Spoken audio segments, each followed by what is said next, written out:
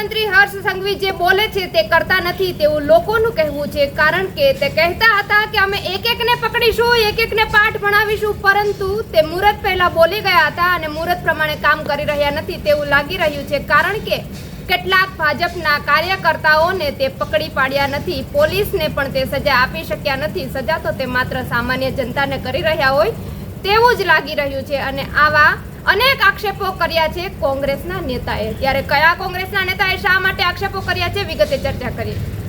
વૈષ્ણવજન તો તેને કહીએ જે પીડ પરાઈ જાનાને રે। નમસ્કાર, નવજીવન ન્યૂઝ સાથે હું છું અમીષા। હાલમાં દિવસે ને દિવસે ગોંડલનું રાજકારણ ગરમાઈ રહ્યું છે, દિવસે ને દિવસે નવા ચેપ્ટરો ખુલી રહ્યા છે। ત્યારે ગોંડલમાં પોલીસ ગુંડાગીરી કરી રહી હોય તેવું કોંગ્રેસના નેતા મનહર પટેલનું કહેવું છે અને કોંગ્રેસના નેતા મનહર પટેલે અનેક સવાલો પૂછ્યા છે કે શું અમરેલીમાં એક દીકરીનો વરઘોડો કાઢવામાં આવ્યો હતો, કોના ઈશારે કાઢવામાં આવ્યો હતો, ગોંડલમાં પોલીસ ગુંડાગીરી કરી રહી છે, કોના ઈશારે કરી રહી છે, કયા એવા અધિકારીઓ છે કે ગોંડલને મિર્ઝાપુર બનાવવા માટે તે પોલીસને સહયોગ કરી રહી છે।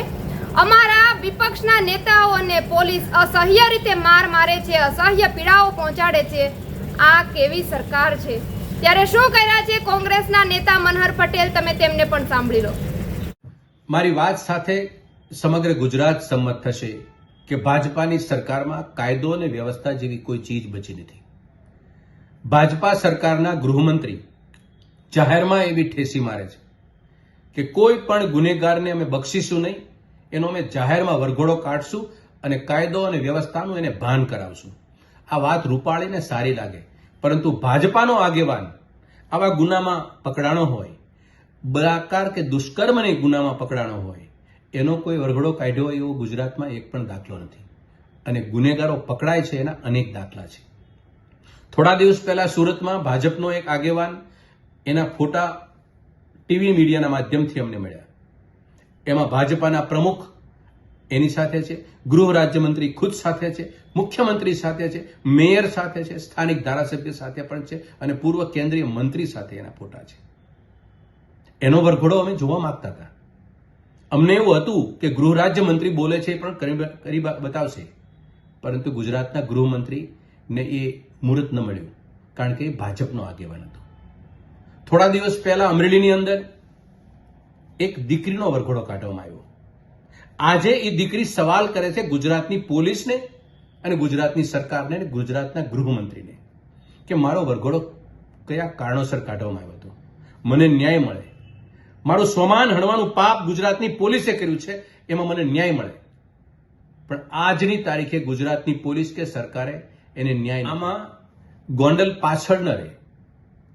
ગુજરાતની ભારતીય જનતા પાર્ટી સરકાર અને ગૃહ રાજ્ય વિભાગના વહીવટી તંત્રની ફલશ્રુતિ આજે ગોંડલ એ મિર્ઝાપુર તરીકે ઓળખાવા લાગ્યું છે।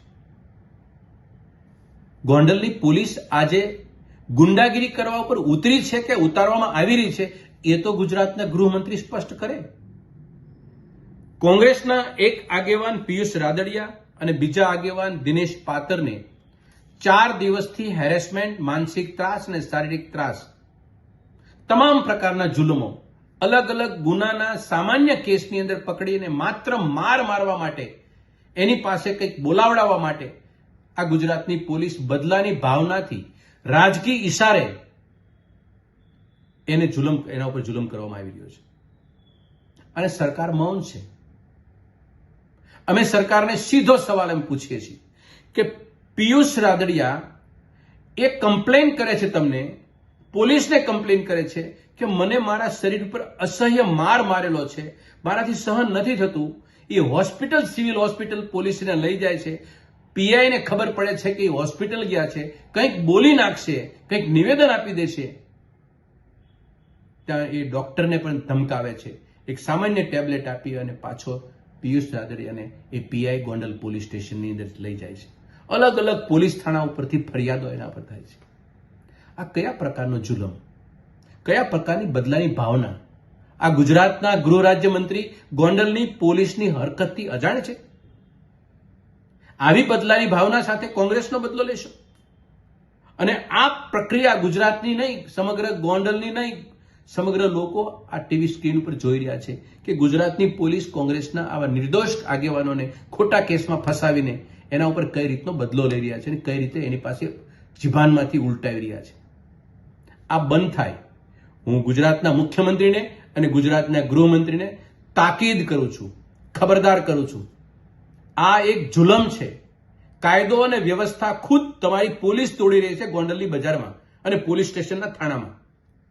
એ હર હાલ બંધ થાય.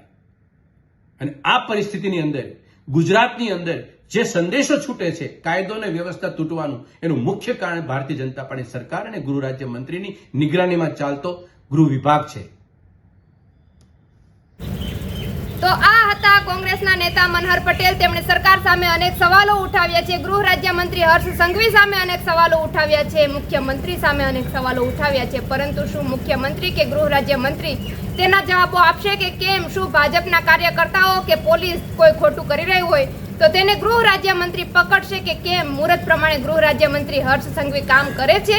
તમારું શું કહેવું છે? કમેન્ટમાં તમારા પ્રતિભાવો જરૂરથી જણાવજો. પલ-પલની અપડેટ મેળવવા માટે નવજીવન ન્યૂઝ જોતા રહો. વૈષ્ણવજન તો તેને કહીએ જે પીડ પરા